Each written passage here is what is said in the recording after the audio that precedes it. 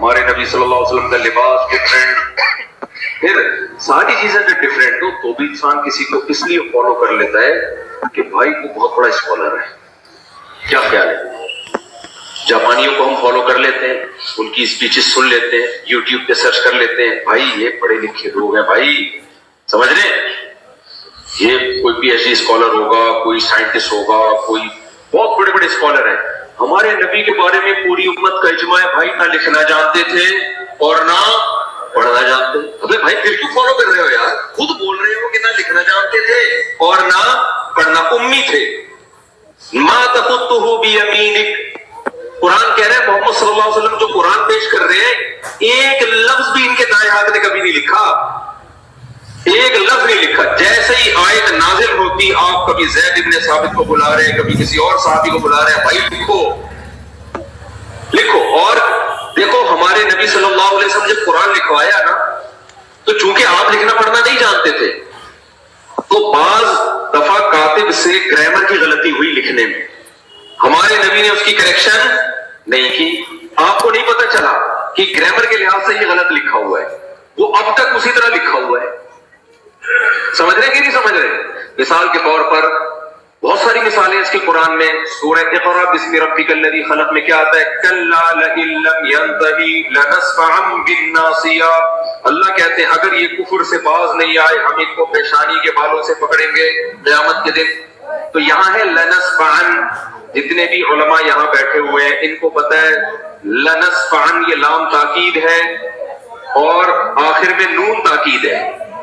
یہ الف کے ساتھ لکھنا گرامر کے لحاظ سے غلط، کیونکہ تنوین ناؤن پہ آتی ہے، سینٹنس پہ یا فعل پہ تنوین کبھی بھی نہیں آتی. سمجھ میں آ رہی ہے بات کہ نہیں آ رہی ہے؟ لیکن یہاں پر کیا ہے، نبی صلی اللہ علیہ وسلم نے پڑھا نا لنسفعن، جبریل آئی آیت لے کے آپ نے اس کو پروناؤن کیا اپنی زبان سے لنسفعن.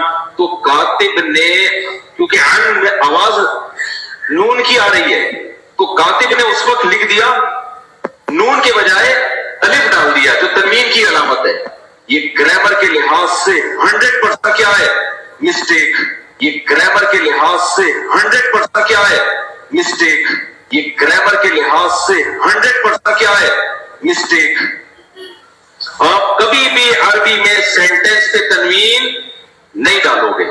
تو بھائی ہم فالو کیوں کر رہے ہیں محمد صلی اللہ علیہ وسلم کو؟ جب نہ آپ لکھنا جانتے، نہ آپ پڑھنا جانتے، نہ آپ کا کلچر ہمارے کلچر سے میچ کرتا، آپ کی خوراکیں ہماری خوراکوں سے الگ. کیوں؟ وجہ اس کی کہ بھائی ہم نبی کی ایک حیثیت ہے بشر، ایک حیثیت کیا ہے؟ Messenger of God. آپ نے کہہ دیا میرا اپنا کوئی پیغام نہیں ہے، میں جو کچھ کہہ رہا ہوں میں نہیں کہہ رہا. یہ کون کہہ رہا ہے؟ اللہ. میں میسنجر آف گاڈ ہوں. دیکھا آپ نے جو آپ ویڈیو شروع میں دیکھ رہے تھے، یہ ویڈیو بہت تیزی سے پچھلے 2 دن سے سوشل میڈیا پر وائرل ہے. یہ مولانا مفتی طارق مسعود تھے اور ظاہر ہے بہت بڑے اسکالر ہیں اور اسلامک اسکالر ہیں اور بہت بڑے عالم بھی ہیں جن کو مفتی طارق مسعود کہا جاتا ہے. جیسا آپ نے سنا اس میں لکھا ہوا تھا، میں آپ کو ایک بار اور پڑھ کے سنا دوں کہ مفتی طارق مسعود کی قرآن اور نبی کی توہین. قرآن میں کچھ آیتیں غلط لکھی ہیں، نبی میں فالو کرنے والی کوئی چیز نہیں. نعوذ باللہ. صحابہ نے غلط قرآن لکھا اور نبی کسی نے صحیح نہیں کرایا، یعنی کسی بھی نبی نے صحیح نہیں کرایا.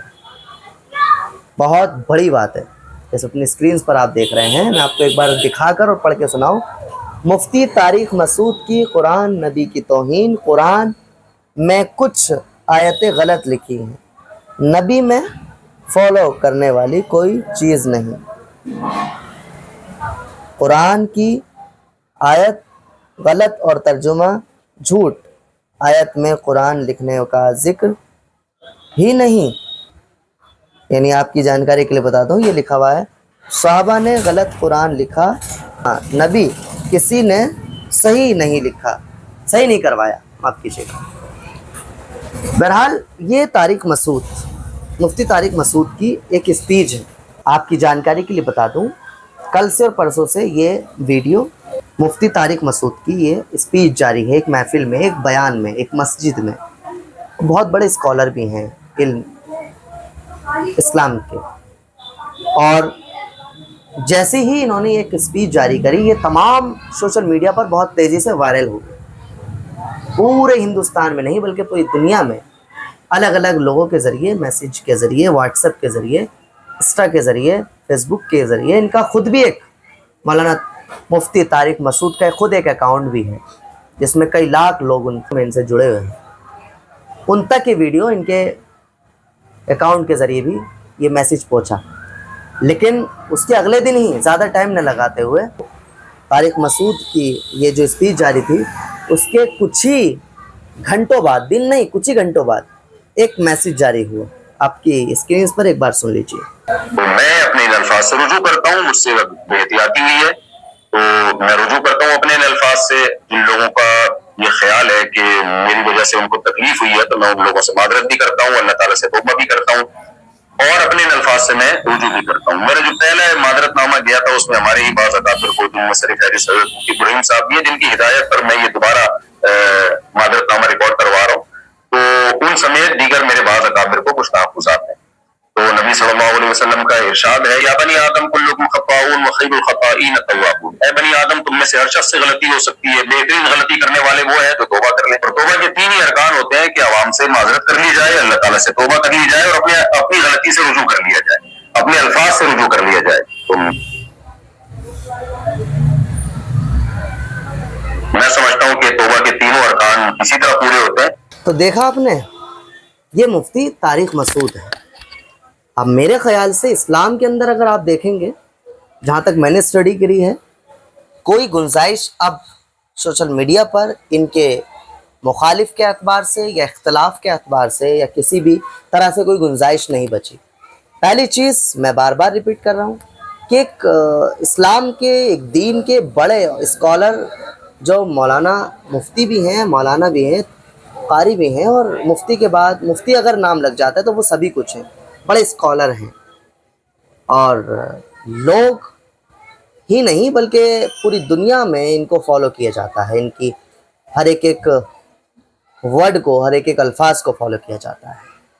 ظاہر ہے غلطی ہو ہی جاتی ہے، انہوں نے ایک جذبات میں انہوں نے اپنے مس اسٹینڈنگ ہو ہی جاتی ہے ہر ایک انسان سے، اور انہوں نے اسی طرح سے ان سے بھی ایک اسی طرح سے ہو گئی، لیکن انہوں نے ساتھ ہی ساتھ بہت تیزی میں دین کو، اسلام کو سمجھتے ہوئے، اپنے بڑے علماء کو سنتے ہوئے، ان کی باتوں پر عمل کرتے ہوئے، انہوں نے ایک معافی کا نامہ ایک ویڈیو کے ذریعے ہی جاری کرا۔ جس طرح سے ان کی ویڈیو اس طرح سے سوشل میڈیا پر فیمس ہوئی، اور انہوں نے جذباتوں میں اپنے ورڈوں کا غلط یوز کرا، قرآن کو لے کر کے یا اللہ کے نبی صلی اللہ علیہ وسلم کو لے کر کے، پروفٹ محمد کو لے کر کے، اسی طرح سے انہوں نے بھی ایک بعد میں ان کو پچھتاوا ہوا اور انہوں نے ایک غلطی کا اظہار کیا۔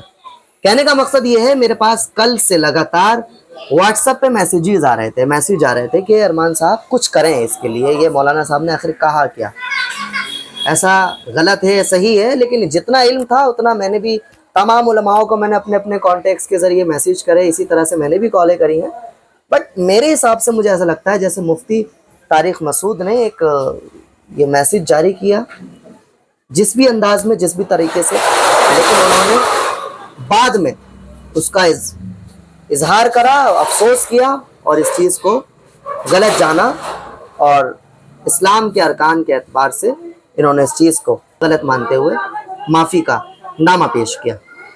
میرے حساب سے کوئی گنجائش اب نہیں رہی ان کے خلاف کوئی بات کرنے کی، اور کرنی بھی نہیں چاہیے، اور میری آپ سے التجا گزارش ہے، کسی بھی عالم کے لیے یا کسی بھی اچھے اسکالر کے لیے یہ اس طرح کی اگر ویڈیو آ جائے یا معاملات آ جائے تو اس کے لیے اسٹڈی کر لینی چاہیے اور جانکاری لے لینی چاہیے کیا یہ غلط ہے یا صحیح ہے۔ بہرحال یہ تو صحیح تھی، لیکن انہوں نے مفتی صاحب نے خود اس چیز کی معافی نامہ جاری کیا ہے، سب تک پہنچایا ہے، اور آپ سے بھی میری التجا گزارش ہے، اس ویڈیو کو اب دوبارہ شیئر کسی پہ نہ کریں، اور اگر آپ کے پاس ہو تو میرا خیال یہی ہے، ذاتی مشورہ آپ سے یہ ہے کہ اس کو ریموو کر دیں، کیونکہ انہوں نے اب اس چیز کا پچھتاوا کیا ہے۔ بہت شکریہ اس خاص انفارمیشن کے ساتھ آپ ہمارے ساتھ جڑے، تھینک یو ویری مچ۔ سے رجوع کرتا ہوں، مجھ سے بے احتیاطی ہوئی ہے، تو میں رجوع کرتا ہوں اپنے ان الفاظ سے۔ جن لوگوں کا یہ خیال ہے کہ میری وجہ سے ان کو تکلیف ہوئی ہے تو میں ان لوگوں سے معذرت بھی کرتا ہوں، اللہ تعالیٰ سے توبہ بھی کرتا ہوں، اور اپنے ان الفاظ سے میں رجوع بھی کرتا ہوں۔ میرا جو پہلا معذرت نامہ گیا تھا اس میں ہمارے ہی بعض اکابر کو، جن میں سر فہرست حضرت ابراہیم صاحب بھی ہیں، جن کی ہدایت پر میں یہ دوبارہ معذرت نامہ ریکارڈ کروا رہا ہوں، تو ان سمیت دیگر میرے بعض اکابر کو کچھ تحفظات ہیں۔ تو نبی صلی اللہ علیہ وسلم کا ارشاد ہے، یا بنی آدم کلکم خطاؤون وخیر الخطائین التوابون، اے بنی آدم تم میں سے ہر شخص سے غلطی ہو سکتی ہے، بہترین غلطی کرنے والے وہ ہیں جو توبہ کر لیں۔ اور توبہ کے تین ہی ارکان ہوتے ہیں کہ عوام سے معذرت کر لی جائے، اللہ تعالیٰ سے توبہ کر لی جائے، اور اپنی غلطی سے رجوع کر لیا جائے، اپنے الفاظ سے رجوع کر لیا جائے۔ تو میں سمجھتا ہوں کہ توبہ کے تینوں ارکان اسی طرح پورے ہوتے ہیں۔